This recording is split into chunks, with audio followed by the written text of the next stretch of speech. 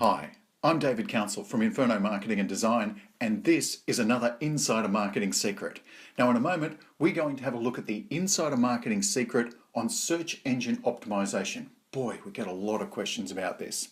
Now, before we do that, let me just ask you, if you know someone else in business who could really use a hand with their advertising and marketing, here's something that you can do for them that'll give them a free leg up. It's no obligation and no cost.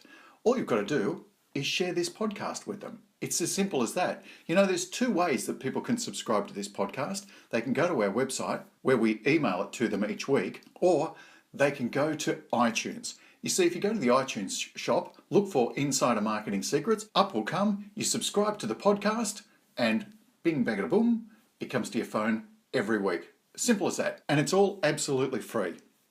Okay, here we go. Search engine optimization, the Insider Marketing Secret. Search engine optimization, or SEO as it's known in the business, is constantly evolving. Tactics that were once powerful have been sidelined with just basic developments. Some people ask me, how come I've got a website that looks absolutely killer, and yet my competitors looks really low quality, and yet it's outranking ours?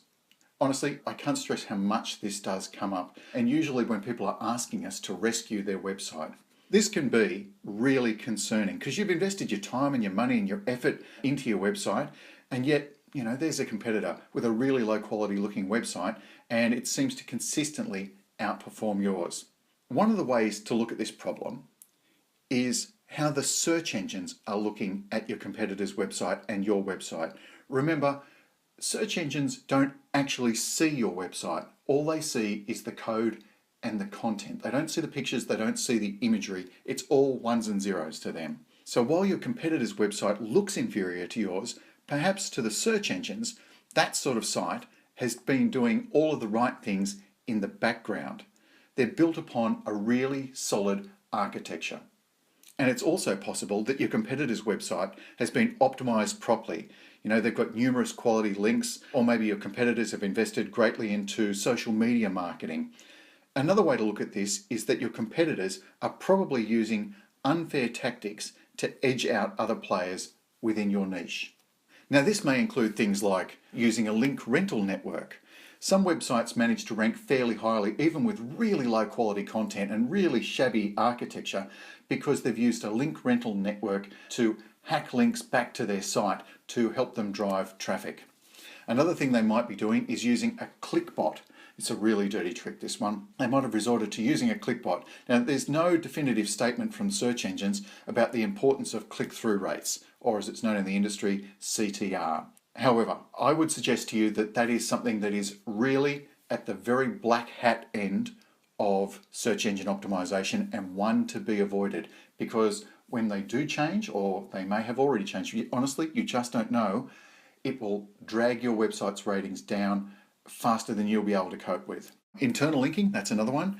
Your competitors may be using internal linking to outrank your website with a really quite aggressive internal linking strategy. They may also include things like replacing the home link that's found on the home menu site with a keyword anchor, or using other keywords in the navigation bar. Once again, it's a very underhanded thing to do, and if they change the rules on it, you're in trouble straight away. So let's talk about how Google ranks websites, the sort of things that Google is actually looking for.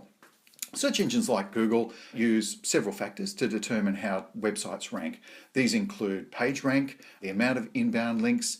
However, there are many other things that come into play. For example, visit duration. Now, the visit duration tells the search engine like Google that visitors have stumbled upon your website and they've stayed for quite some time and browsed through your content.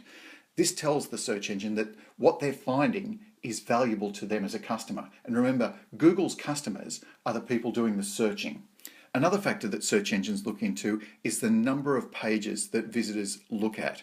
Say, for example, a visitor comes to your website and then abandons it and goes to another website altogether.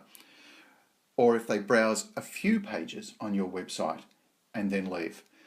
The latter is more important to Google than the former, because what the former is signaling to Google is they didn't find what they were looking for, so therefore they left, so therefore not a valuable website.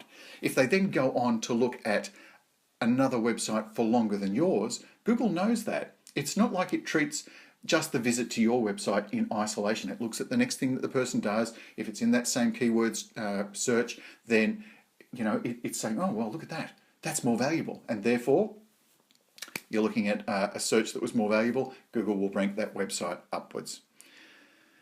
Other things to consider: on-page factors. Now, it's not about stuffing keywords into your website. In fact, for some time, keyword stuffing has been a negative thing, not a positive thing.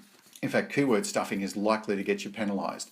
What you want is the right amount of keywords onto each website page. So not over and over again, just the right amount.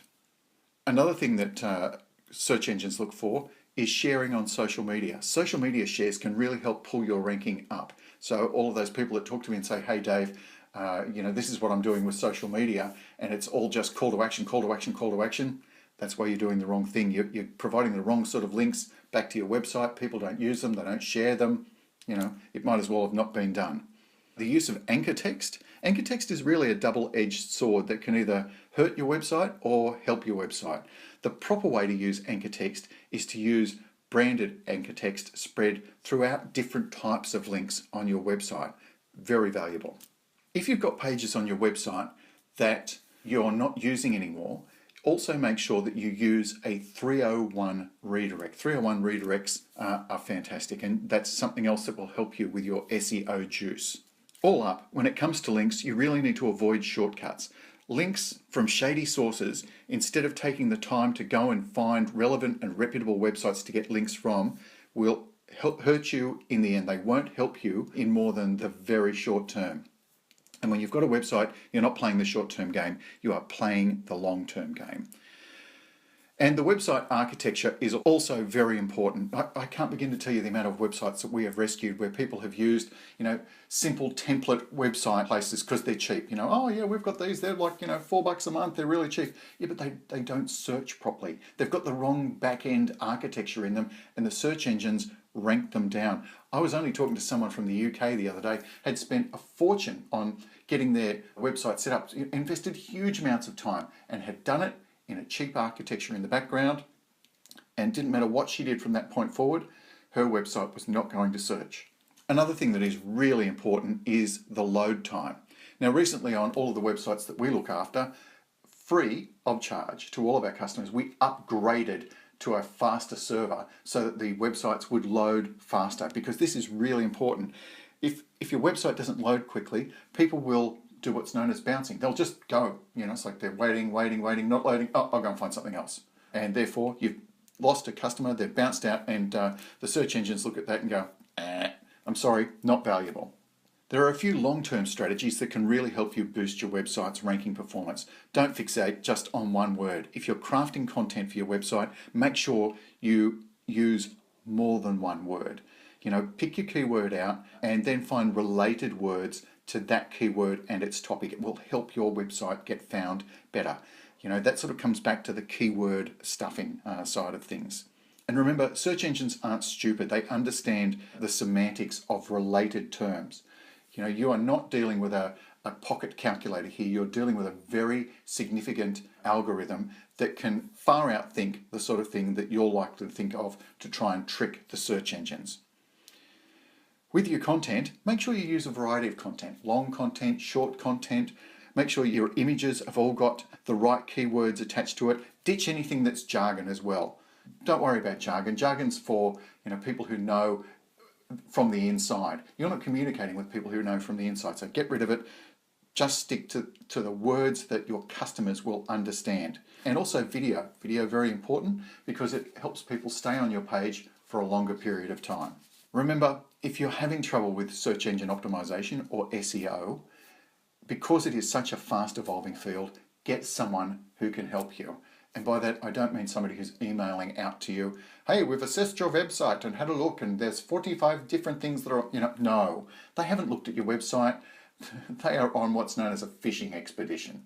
So find someone that you can trust. Find someone that's an expert that you can deal with who can help you get your website to search properly.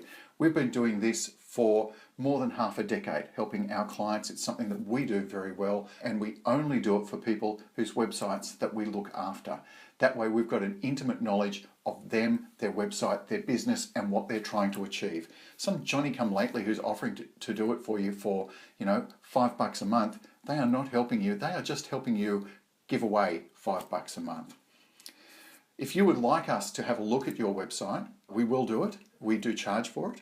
So if you would like us to have a look at your website and tell you the sort of things that you can go away and do, then let us know. The cost is $20. It's as simple as that. We're not trying to dip our hand deeply into people's pockets. It's $20. We have a look. We come back to you. We give you a report on the sort of things that need to be done. That's how we can help you improve your website. Keep in mind though, the only people whose websites that we look after search engine optimization on for a longer time, as I said, are people whose websites we are constantly working with, customers of ours.